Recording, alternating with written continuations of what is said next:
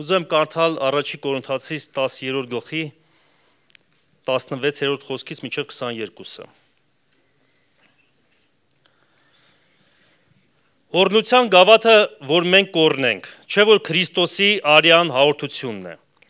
Հացը, որ մենք կկտրենք, չէ որ Քրիստոսի մարմնի հաղորդությունն է։ Որտեւ մենք շատերս մեկ հաց, մեկ մարմին ենք, որտեւ ամենքս այդ մեկ հացից կվայելենք։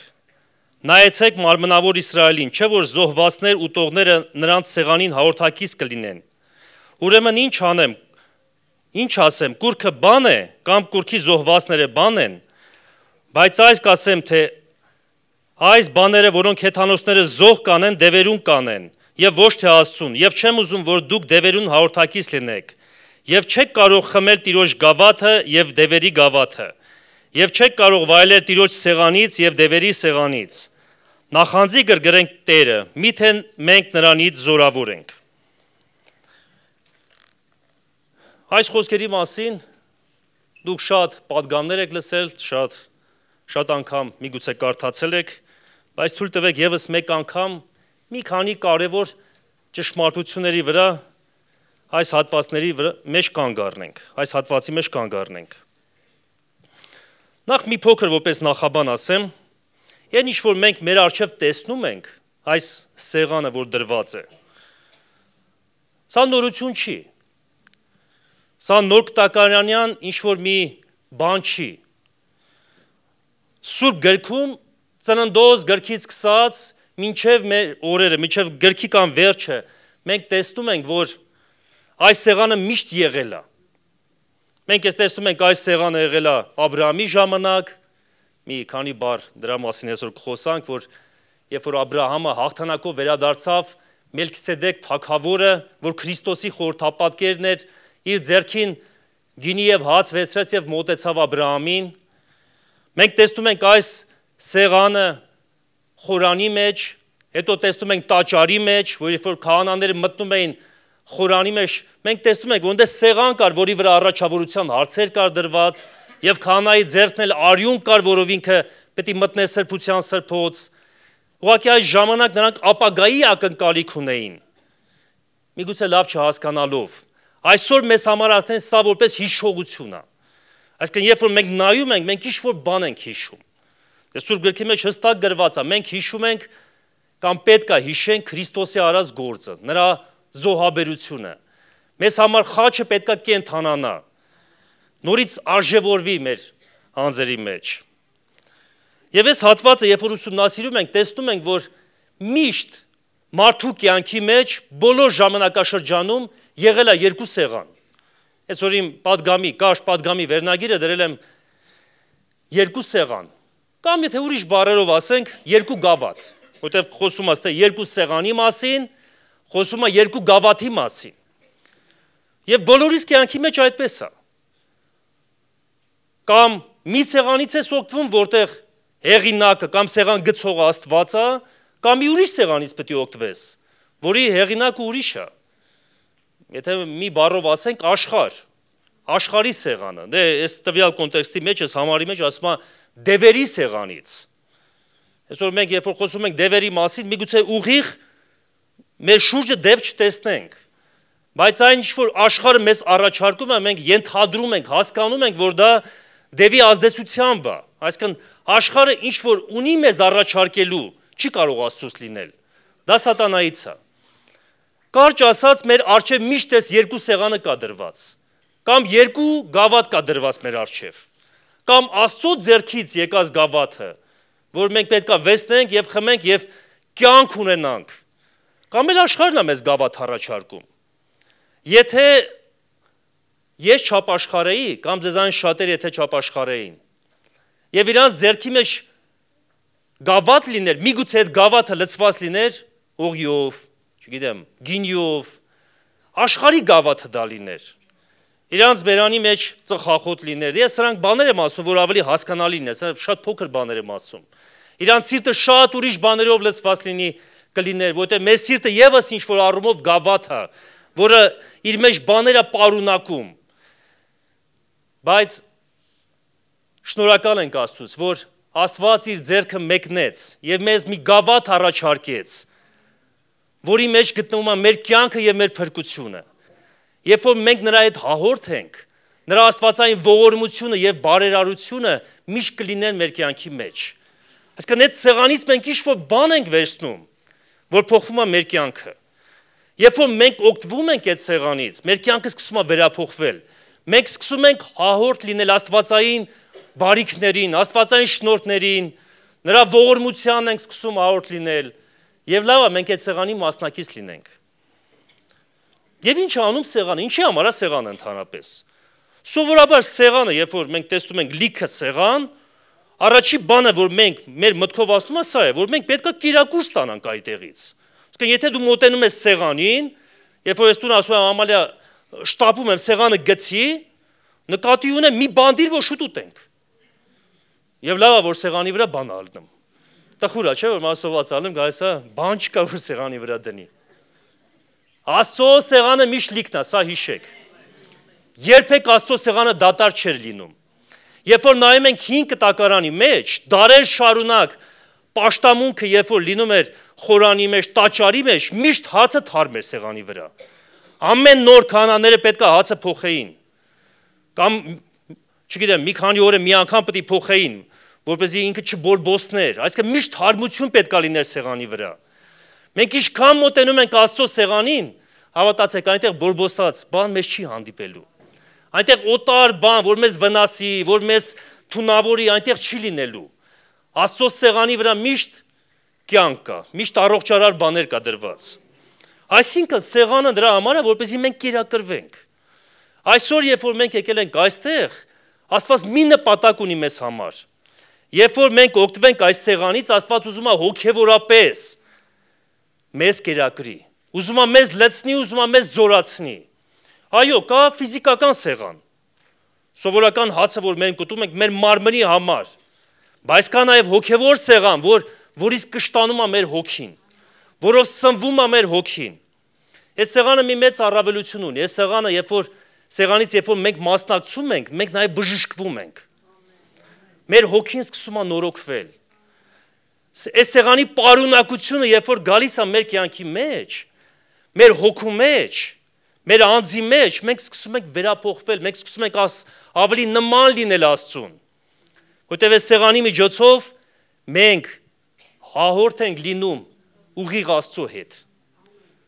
Եվ շատ հետաքրքիր է, չէ՞, ինչպես կարող է մարդը նյութականի միջոցով հաղորդ լինել կենդանի Աստծո հետ։ Ես չեմ կարող ձեզ բացատրել այս խորհուրդը, որտեղ այս խորհուրդը անբացատրելի է։ Ռուսերեն բառ կա, երբ որ խոսում է սեղանի մասին, հաղորդության սեղանի մասին, ռուսերը այսպես են ասում՝ «Таинство Божье», այսինքն գաղտնիք, որ մեզ համար անբացատրելի է։ Սիրելի Աստծո ժողովուրդ, միգուցե մենք շատ լավ չհասկանանք ինչ է կատարվում այստեղ, բայց սա հասկանալու հարց չի, սա հավատքի հարց է։ Երբ որ մոտենաս այս սեղանին, մի քանի րոպե հետո, պետք է հավատքով ընդունես, որ դու Աստծո հետ հաղորդ ես դառնում, որ նրա բնությունը գալիս է քո մեջ, որ այս սեղանի միջոցով նրա կյանքը գալիս է քո մեջ, որ նա մահ ճաշակեց, իր արյունը թափեց, եւ երբ որ այդ արյունը գալիս է մեր կյանքի մեջ, մենք կենթանանում ենք։ Մենք սկսում ենք առողջանալ, մենք սկսում ենք կերպարանափոխվել եւ նրա նման դառնալ։ Երկրորդ բանը, որ գրել եմ, ինչ է տալի մեզ այս սեղանը, արդեն համարյա ասեցի, բայց որպես ձևակերպում ասեմ, սեղանը,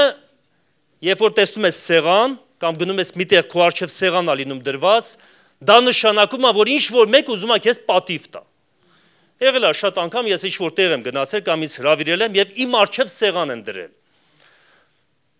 Մենք այն դարում չենք ապրում, որ այդ սեղանի պարունակությունը մեզ համար այնքան գրավիչ լինի, որ մենք կլանվենք դրանով, մոռանանք մեզ կանչողին։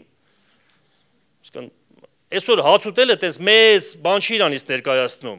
կամ մի քանի կտոր միսը, որ սեղանի վրա միգուցե դրված լինի։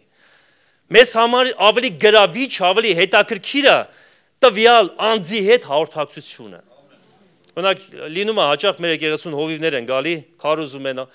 արտավազ եղբայրը ասում է՝ «Գաք, կգաս հաց ուտելու»։ Եթե հնարավորություն կա, առաջի արձագանքը սա է, իհարկե։ Եվ երբեք միտքս սեղանի վրա դրված հացի չի, որովհետև Փառք Աստծո, գոնե ես լավ եմ աշխատում, մեր տունն էլ միշտ հաց կա։ Իսկ նշ որ մենք սոված ենք ապրում։ Եթե սոված լինեի, միգուցե նաև սեղանին լիներ։ Բայց առաջին միտքը սա է, հաղորդակցություն։ Աստված մեր առջև սեղան է դնում եւ Աստված ուզում է մեզ հետ հաղորդակցվի։ Գիտեք սրա մեջ ինչ ենք տեսնում։ Տեսնում ենք, որ Աստված մեզ պատիվ է տալիս։ Տեսնում ենք, որ Աստված իր սերն է մեզ ցույց տալիս։ Որտեւ երբ որ դու մեկին կանչում ես քոտուն եւ ծախս ես անում, ասենք թե ինչ որ մեկին կանչել ես քոտուն, ինչ որ բան ես դնում սեղանին կամ ինչ որ տեղ ես տանում, որ մի կտոր հաց իրան հյուրասիրի ես, դու դրանով ուզում ես ասես, որ դու ինձ համար թանկ ես։ Դու թանկ ես իմ ընտանիքի համար, եւ ես ուզում եմ մի քիչ իմ գրպանից գումար ծախսեմ, սովորականից ավելի լավ սեղան դնեմ քո առաջ, որ ցույց տամ, որ դու կարևոր մարդ ես։ Այդպես հա թե չէ։ Եվ ինչքան այդ մարդը քո համար կարևոր է, եւ ինչքան հնարավորություն ունես, այդ դրա համեմատել ծախս ես անում, որպեսզի պատվես այդ մարդուն։ Այսօր Աստված, սիրելի Աստծո ժողովուրդ, մեզ պատվում է։ Պատվում է իր ներկայությամբ, պատվում է այս սեղանի միջոցով, որ նրա ներկայության խորհուրդն է։ Եվ այլն եւ այլն։ Կարող ենք այս միտքը շատ շարունակել։ Սա ողորմության եւ շնորհքի սեղան է։ Հիշում եք, որ մի երկու հատ Աստվածաշնչյան օրինակ բերեմ, երբ որ մի մարդ կար անունը Մեմփիբոստե, որ կաղ էր մի ոտքից, Սավուղի որդին, որ վախեցած մի անկյունում Իսրայելի իր տան մեջ ապրում էր, այն վախ իր սրտում մեջ միգուցե մի օր Դավիթ թագավորը ինձ կանչի, որովհետև իմ հայրը նրան շատ վատություն է արել։ Բայց իրականում Դավիթ թագավորը իրան մի օր կանչեց։ Բայց կանչեց ոչ թե վնաս տալու համար, այլ կանչեց պատիվ տալու համար։ Եվ նորություն չեմ ասի, որտեղ այդպիսի պատգամներ դու շատ եք լսել։ Մեմփիբոստեի մեջ մենք կարող ենք մեզ տեսնել։ Մենք ընդհանրապես ինչ գործ ունենք Աստծո սեղանից։ Լավ, մենք ով ենք մի ժամանակ։ Սուրբ Գիրքը ասում է, որ մենք Աստծուն թշնամի ենք։ Սուրբ Գիրքը ասում է, որ մենք կորած ենք, որ մենք խավարի մեջ ենք։ Եթե մի քիչ ավելի մանրացնենք, ավելի կոպիտ բաներ է ասում Սուրբ Գիրքը։ Բոլոր նրանց համար, ովքեր Աստծուց հեռու են։ Բայց Աստված մեզ շնորհք եւ ողորմություն արեց, որ մենք այսօր նրա սեղանի մասնակից լինենք։ Եվ գիտեք, սա խորհուրդ է։ Սա խորհուրդ է այն բանի, որ մեզանից յուրաքանչյուրը մի օր նրա հարսանեկան փառավոր սեղանին պիտի նստենք։ Եվ Սուրբ Գիրքը Ղուկաս 22-ի մեջ ասում է, որ ինքը մեզ պիտի ծառայություն անի։ Դա ամենազարմանալի խոստումներից մեկն է, որ Սուրբ Գիրքը մեզ տալիս է։ Ես շատ եմ սիրում, երբ որ ազդվում, երբ որ այդ հատվածը կարդում եմ։ Սա խորհուրդն է այն հավիտենական փառավոր սեղանին, որ Աստված մեր առջև պիտի դնի հավիտենության մեջ, որ սեղանի գլխին Քրիստոսն է նստելու, որ մենք նրա հետ հավիտյանս հավիտենից պիտի հաղորդ լինենք։ Մատթեոս 22-ի մեջ, երբ որ Հիսուսը ներկայացնում է հարսանիքի առակը, այսպիսի խոսքեր է ասում. Իմ ճաշս պատրաստ է, զվարակները եւ գերկենդանիները մորթված են, եւ ամեն բան պատրաստված է։ Սիրելի Աստծո մարդ, Աստված ամեն բան արեց, որ քո առաջ սեղան դրված լինի, առատ սեղան, առանց որևէ պակասի։ Եվ ձեզ ասեմ, այդ սեղանը, որ Աստված դնում է մեր առջև, դա հենց ինքն է։ Սաղմոսների մեջ գրված է, ճաշակեցեք եւ տեսեք, որ թե ինչքան քաղցր է Տերը։ Դա նշանակում է, մենք կարող ենք Աստծուն մոտենալ, ճաշակել նրանից եւ զգալ նրա քաղցրությունը։ Այսօր երբ որ վերցնես, երբ որ հացը դնես քո բերանի մեջ, մի պահ աշկերտ փակի կամ գոնե քո մեջ, ասա Տեր, ես ուզում եմ քո քաղցրությունը զգամ։ Այո, միգուցե այս հացի եւ գինու մեջ այդ քաղցրությունը չկա, բայց մենք հասկանում ենք, որ սա չի էականը։ Սա ֆիզիկական արտահայտություն է, մենք հաղորդ ենք լինում կենդանի Աստծո հետ։ Երբ որ դու հավատքով սա ընդունես, կտեսնես, որ դու սկսում ես հասկանալ Տիրոջը, դու սկսում ես զգալ Տիրոջը, դու սկսում ես ախորժել նրան, քո մեջ փափագ առաջանում նրա նկատմամբ։ Եղել է, որ երկրպագության ժամանակ աչքդ փակես եւ ասես Տեր, ավելին եմ ուզում եմ ավելի քեզ ճաշակեմ, ուզում եմ ավելի քեզ ճանաչեմ, ուզում եմ զգամ քեզ, զգամ քո ներկայությունը, զգամ քո հպումը իմ կյանքի մեջ, ուզում եմ ավելի խորը գնամ, որտեվ երբ որ մարդ մի փոքր նրան ճանաչում է, ուրիշ տեղ չի կարող գնալ, որտեվ ուրիշ տեղ էլ բան չկա առաջարկելու։ Եթե դու նրա սեղանից օգտվես եւ այդ սեղանի համը զգաս, դու էլ ոչ մի ուրիշ սեղանից չես կարող օգտվել։ Եվ մի երկու բառ էլ ասեմ, իմ վերջի պատգամներից մեկի ժամանակ հիմարների եւ իմաստունների մասին երբ որ խոսում էի, հիմարության եւ իմաստության մասին ասում է, որ Առակաց 9-րդ գլխի մեջ, որ երկուսն էլ հրավեր ունեն մարդուն։ Եվ Առակաց 9:2-ի մեջ գրված ասում է, իմաստությունը սեղան գցեց, գինին խառնեց եւ անասունները մորթեց։ Մենք գիտենք իմաստությունը Քրիստոսի խորհրդապատկերն է։ Բայց ուզում եմ վերադառնամ Սաղմոս 23-ի մեջ, երբ որ ասեցի, որ Աստված մեր առջև սեղան է դնում մեր թշնամիների դիմաց։ Մի քանի բառ սա բացատրեմ ու կամաց վերջացնեմ։ Ինչ է նշանակում, որ Աստված սեղան է դնում մեր առջև մեր թշնամիների դիմաց։ Ես երբ որ սրա մասին մտածում եմ, միանգամից պատկերացնում եմ խաչ։ Սատանան շատ բաներ ուներ մեր կյանքի դեմ։ Մենք կարծես նրա ձեռքերի մեջ ստրուկ եւ ծառա լինեինք, մենք նրա գերին պետքա լինեինք։ Սատանան մեր մեծագույն թշնամին է։ Եվ Աստված երբ որ խաչ դրեց, խաչ պատրաստեց, որտեղ ինքը իրեն զոհաբերեց, որտեղ իր անձը դրեց, սա այն սեղանն է, որտեղ թշնամին խայտառակ եղավ։ Սա այն սեղանն է, այս սեղանը, որ դուք տեսնում եք, որ թշնամին կողից նայում է եւ զահրուրում է, որտեղ հասկանում է, որ ինքը այստեղ պարտվել է, որտեղ այդտեղ Քրիստոսի արյունն է թափած, որտեղ այդտեղ Քրիստոսի մարմինը մեզ համար կտրվեց, եւ նա այլևս իրավունք չունի մեզ մոտենալու։ Այդ սեղանը թշնամուն մի կողմ է գցում։ Այդ սեղանը թշնամուն դարձնում է քիչ արդյունավետ մեր կյանքի մեջ։ Այլևս ինքը բան չի կարողանում անի։ Եթե իհարկե մենք նրան թույլ չտանք։ Աստվածային ամբողջ պաշտպանությունը գալիս է մեր կյանքի մեջ։ Եվ մի դեպք էլ կա Սուրբ գրքի մեջ, որ իմ ասած նյութը նկարագրում է, երբ որ Աբրահամը պատերազմից վերադառնում էր, գրված է, որ երկու թագավոր եկան եւ նրան դիմավորեցին։ Միշտ Սուրբ Գիրքը, երբ որ նայում եք, այս երկու սեղանը կա, երկու առաջարկը միշտ կա։ Միշտ Աստված էլ է ինչ-որ բան մեզ առաջարկում, եւ Սատանան էլ է ինչ-որ բան առաջարկում։ Եվ Սոդոմի թագավոր երբ որ մոտեցավ, գրված է, որ Աբրահամը նրան շատ կոշտ ճանապարհեց, պատասխան տվեց եւ ճանապարհեց։ Կարծես չէր ուզում որևէ ընդհանուր բան այդ մարդու հետ ունենալ, որովհետեւ Աբրահամը շատ լավ գիտեր ինքով է, որովհետեւ իր օրեղբոր որդին այնտեղ էր ապրում։ Ինքը տեսել էր, ինքը լսել էր շատ բաներ, որ այնտեղ է կատարվում։ Եվ Սոդոմը դա աշխարհի խորհրդապատկերն է։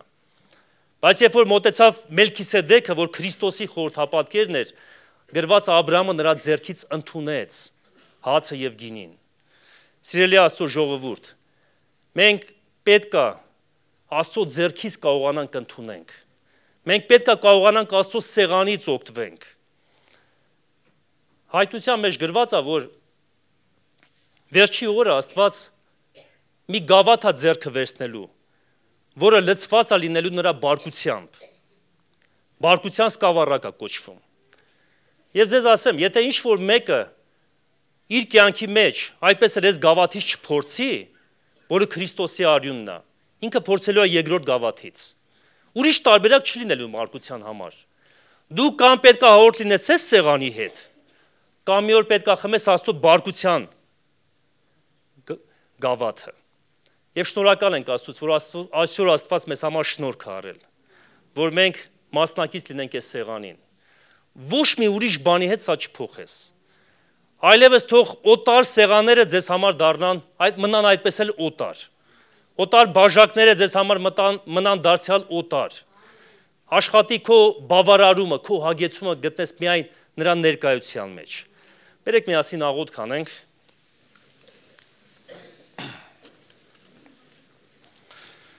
Շնորհակալ ենք քեզանից Տեր։ Շնորհակալ ենք, որ դու մեզ պատվում ես։ Շնորհակալ ենք, Տեր, որ դու մեր առջև դրել ես այս սեղանը, Տեր։ Եվ օգնի, Տեր, որ մենք ամուր կանգնած մնանք մեր ոտքերի վրա, Տեր։ Որ աշխարհը մեզ համար այլևս գրավիչ չլինի, Տեր։ Որ ուրիշ գավաթները մեզ համար գրավիչ չլինեն, Տեր։ Որ մեր աշկը միայն քո սեղանի վրա լինի, Տեր։ Որ մեր կերակուրը միայն քո սեղանից լինի, Տեր։ Եվ ինչպես Դանիելը եւ իր ընկերները արհամարեցին թագավորի սեղանը, Տեր։ Թող մեզ համար աշխարհի սեղանը եւս այդպես լինի, Տեր։ Որ մենք բանի տեղ չդնենք, Տեր, որովհետեւ մեզ համար սեղան կա պատրաստած քեզանից, Տեր։ Շնորհակալ ենք քեզանից այսօրվա համար, որ փառք լինի քեզ, ամեն։